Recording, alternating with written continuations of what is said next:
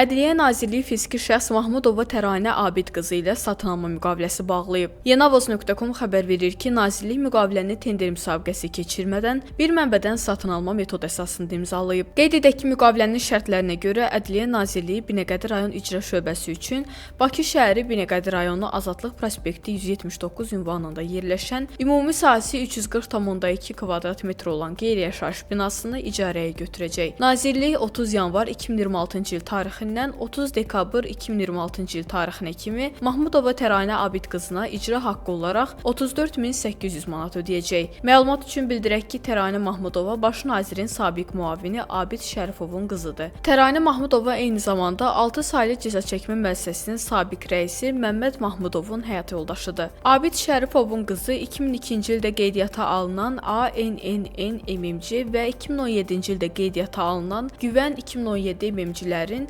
həmçinin Nərimanov rayonunda fəaliyyət göstərən Optimed Tibb Mərkəzinin direktoru da olub.